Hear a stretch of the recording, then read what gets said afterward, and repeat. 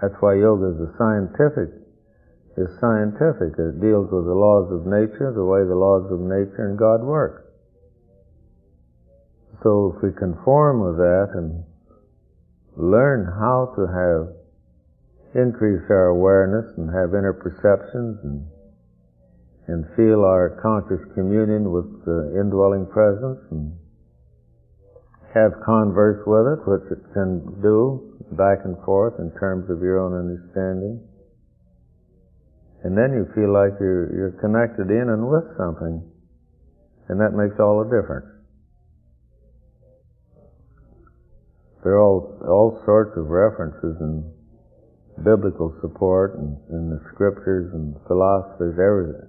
There's millions and millions of inferences that tell you this, but very few people practice it or very few try it.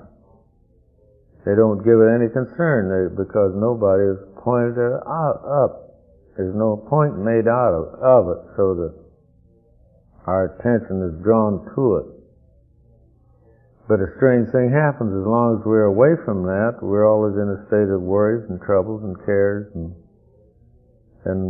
we're not at peace, and we have to guess at everything we do, whether we're making right judgments and all this and that and the other. So we end up in what we might call a universal concrete mixture. And then we can't find our way out of it. But there is a way out if you follow the practices and techniques of yoga, which will give you scientific techniques to practice, to use and practice until you yourself can learn to do that. I think it's one of the most challenging things that faces this age is because you're never going to have any satisfaction outside. You can't depend on anybody. If you depend on anybody for your help, support, or well wishes even, you'll find out you don't have them. You find yourself alone in the world. But if you learn how to get along with yourself and then have conscious converse within yourself with the overall indwelling and overall presence, as Emerson calls it, the oversoul, and this presence is not only everywhere, but we're in it. It is everywhere, and we're in it. So we have to open those doors. Like Master says, all the doors do open themselves, all the lights do light themselves. Darkness, like a dark bird, flies away. Darkness flies away. Well, if it flies away, what's going to be left in its place? It's going to be light. Flies away. Darkness like a dark bird flies away, flies away. And all those little prayer songs that you sing and chant together here, they're all full of the ultimate realization. Today my mind is dived deep.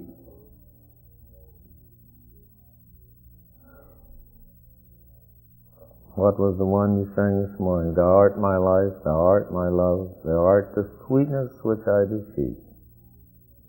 Thou art the sweetness which I do seek. It's all inside of me. Everything is inside of us.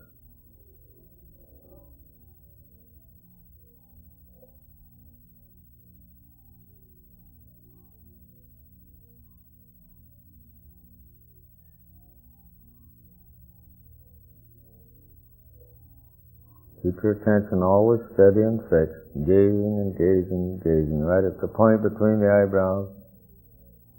And sometimes you're going to have a marvelous experience. Just the moment you let loose of yourself and forget yourself, it'll happen.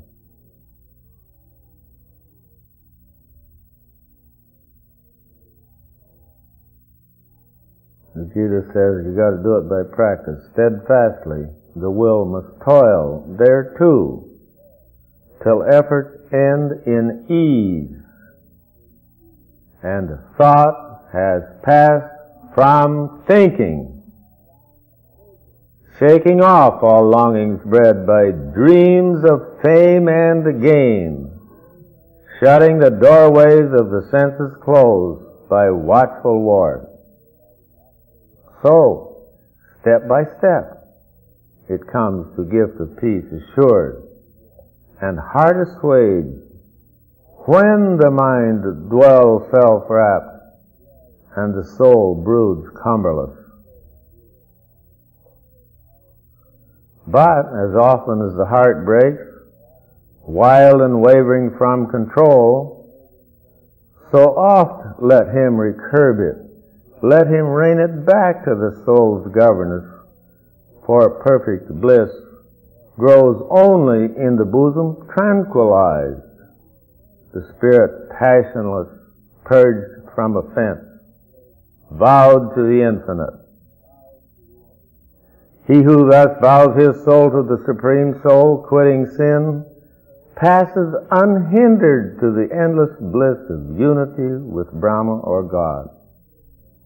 He, so vowed, so blended, sees the life soul resident in all things living, and all living things in that life soul contained. And whoso thus discerneth me in all, and all in me, I never let him go, nor looseneth he hold upon me.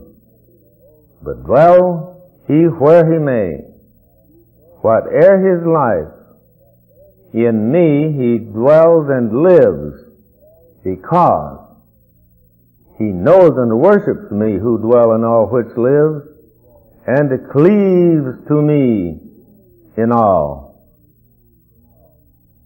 When a man sees everywhere, taught by his own similitude, one life, one essence in the evil and the good, hold him a yogi, yea, well perfected.